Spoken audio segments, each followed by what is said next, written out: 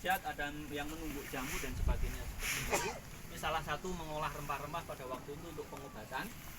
Nah, di sini nama reliefnya adalah relief Karma Wibangga.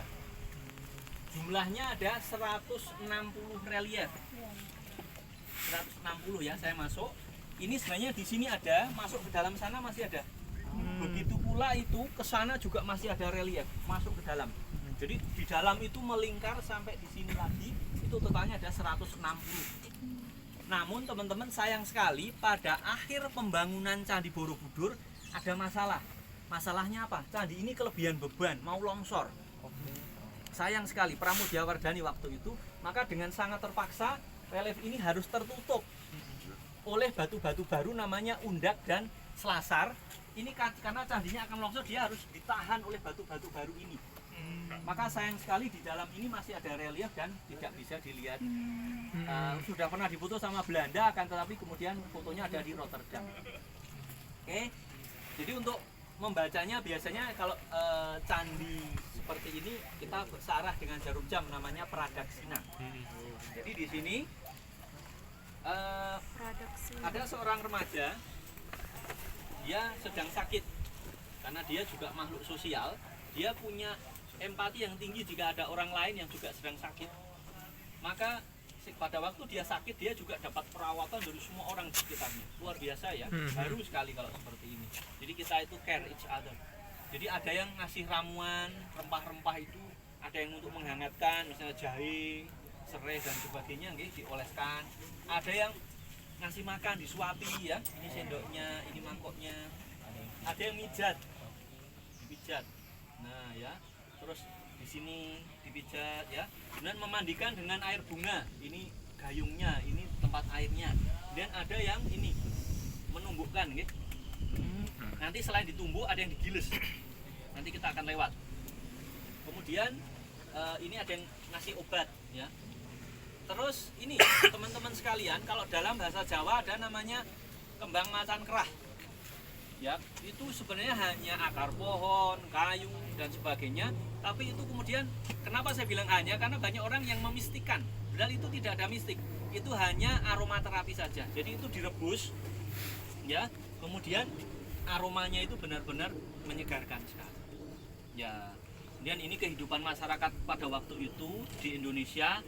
Mereka saling berkunjung, ada punya anak dan sebagainya ya.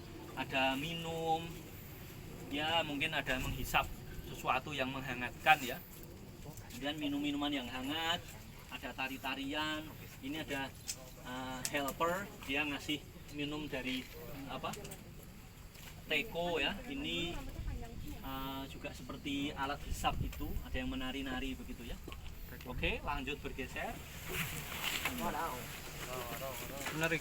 Tekonya kayak kendi gitu ya bentuknya. Ya, ini benar luar biasa ini Merapi Merpati, Masya Allah. Saya akan berceritanya akan bergeser ke sini ya. Nah, teman-teman masih ingat dulu batunya dipasang dulu ya, terus dinaikkan pakai tanah toh atau pasir toh. Nah, dulu ada seorang biksu biasanya menulis sesuatu sebagai judul. Atas ada, bawah juga ada. Atas ada, bawah juga ada. Kayak angka 8 nggih. Membacanya adalah Wirupa. Artinya wajah buruk. Lihat sana dan lihat saya. Jadi ada seorang pemahat, artis pahat namanya Taksaka. Taksaka itu jadi nama kereta sekarang. Taksaka itu memahat sesuai dengan tulisan ini. Ya, Wirupa artinya wajah buruk. Jadi rata-rata ini.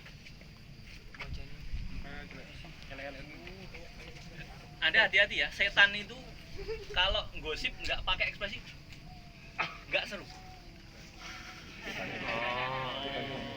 Ya, jadi ekspresinya luar biasa. Dan kalau nggak gitu, nggak seru ya. Ada yang bilang gue banget.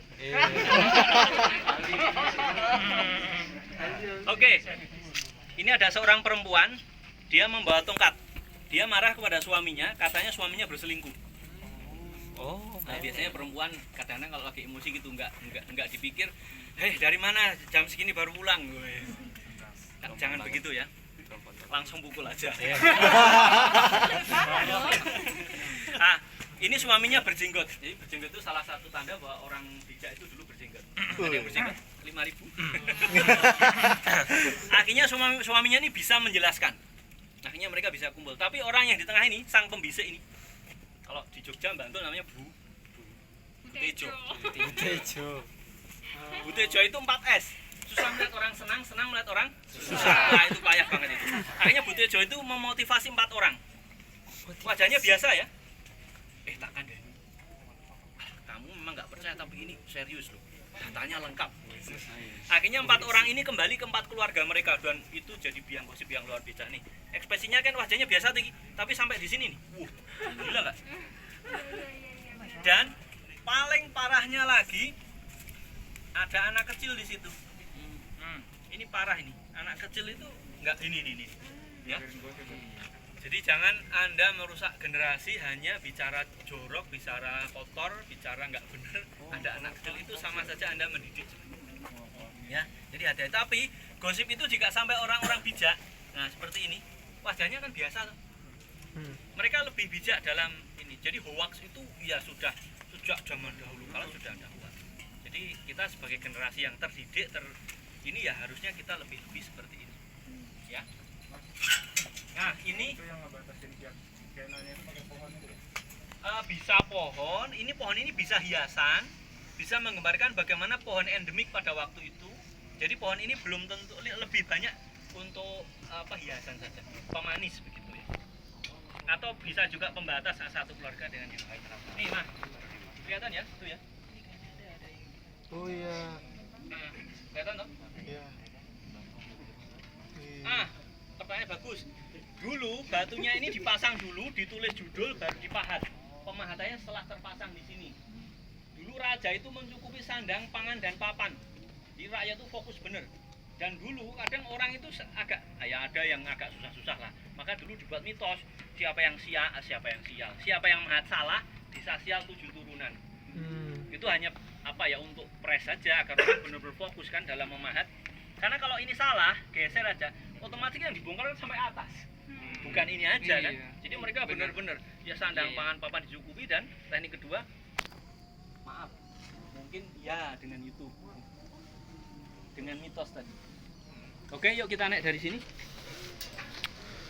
Bang, satu lagi bang, apa bedanya? Kok beda batu yang candi di Sumatera dengan di sini bang? Oke,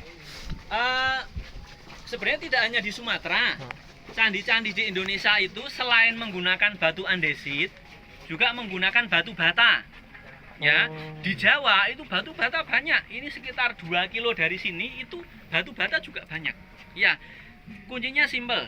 Anda lapar, ada yang jualan nasi goreng, tapi Anda pengen makan sate, satenya 10 kilo dari sini, padahal sudah lapar sekali. Sehingga apa? Ya, yang ada yang dekat saja. Bangun candi juga begitu. Apa yang dekat dia ambil. Ya, pakai batu bata itu. Ya. Kalau ini batu andesit, ya. Andesit ya.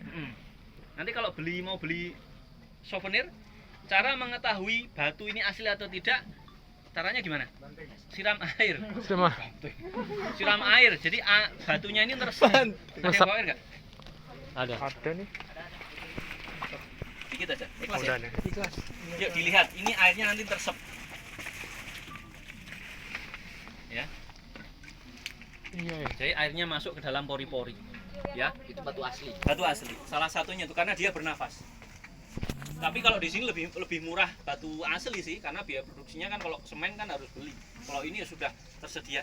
Ini bukan batu sungai loh ya, tapi dari dalam sungai, bukan batu di wajah sungai. Karena wajah sungai itu batunya renyah, jadi terlalu keras, renyah, jadi mudah patah. Kalau ini lebih lunak, jadi dipahatnya lebih lunak. Ini kita harus menggali dari dalam pasir, ya. Terus tapi sebelumnya tentunya dibakar dulu, sama dengan logam kalau membuat senjata itu dibakar dulu. Yang terakhir nanti nutup ya.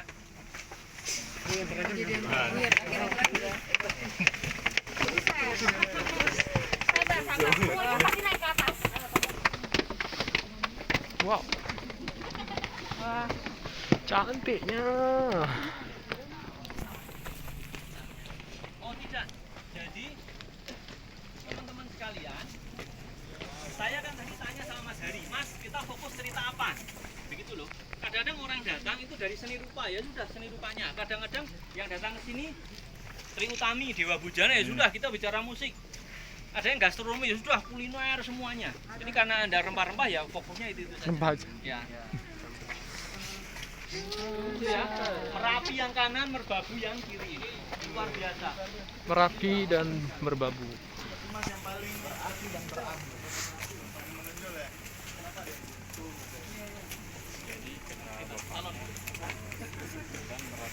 Ini banyak sekali patung yang rusak. Jumlah patung Budanya ada 504. Dari 504 patung 280 kurang lebih yang rusak.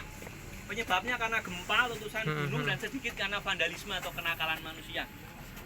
Tahun 1871 Raja Thailand datang ke Indonesia. Yang Jakarta mana? Tidak ada. Oke. Kenapa orang Jakarta menamai museum nasional Museum Gajah? Karena di depannya ada patung gajah. Itu barter dengan patung singa yang ada di sebelah barat dan timur. Kita masih menyimpan sekitar 55 kepala Buddha, tapi harus pas luka batunya, ukuran, warna, kan patungnya beda-beda.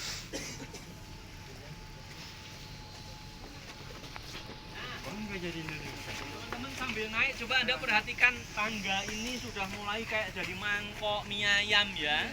Ini yang jadi fokus kita, ternyata pengunjung itu juga cukup merusak sebenarnya. Masak Kita nggak usah tanya. pulang yuk. Kita nggak berusaha. Kalau bisa naik jangan. Nggak bisa naik, lompat. Lompat.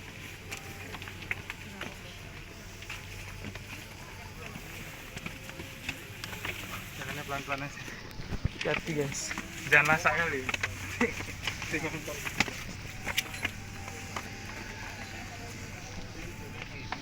tolong jangan memegang ya. Nah, buat ini. Ya, sip. Oke, teman-teman. Di dalam candi itu ada apa? Di dalam candi itu kan ada sumur biasanya ya. Di dalam sumur itu bisa jadi ada kubur batunya. Kan orang dulu kalau meninggal dibakar ya. Apinya dimasukkan ke situ. Nah, kalau di situ sering ditemukan fosil biji-bijian. Biji mangga, padi, terus termasuk rempah-rempah, ada serai, lengkuas dan sebagainya, karena mereka percaya dalam kehidupan selanjutnya mereka akan bercocok tanam lagi. Jadi mereka membawa itu. Ya, ada emas juga dalam bentuk kertas tipis untuk doa. Dan ini cukup menarik. Ternyata pada candi-candi perempuan sering juga ditemukan rumput kering. Nah, ini antropologi. Rumput kering itu sebagai kain pembalut menstruasi pertama untuk perempuan. Ya, jadi mereka bawa sampai mereka hidup lagi di kemudian hari. Mereka percaya itu. Ya, oke. Ini lantai kedua, ini lantai 1, lorong 1 begitu. Ini juga ada relief. Ini namanya Lalita Vistara, Dance of Universe, jogetan alam semesta. Yang di sini kisah tentang Awadana, ini Jataka. Ya, ada yang Buddha, Hindu. Jadi ini menceritakan tentang biografi Buddha. Di total relief itu ada 1460 gambar. 1460 kalau kita bagi 4 sama dengan jumlah hari dalam 1 tahun. Berarti butuh waktu 4 tahun untuk membaca semua relief ini. Are you ready? No.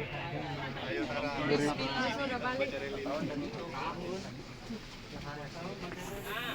ini pohon apa? Ada yang tahu ini? Ini pohon kruweh ya, si kruweh itu loh, kruweh tahu ya. Terus ini pohon apa?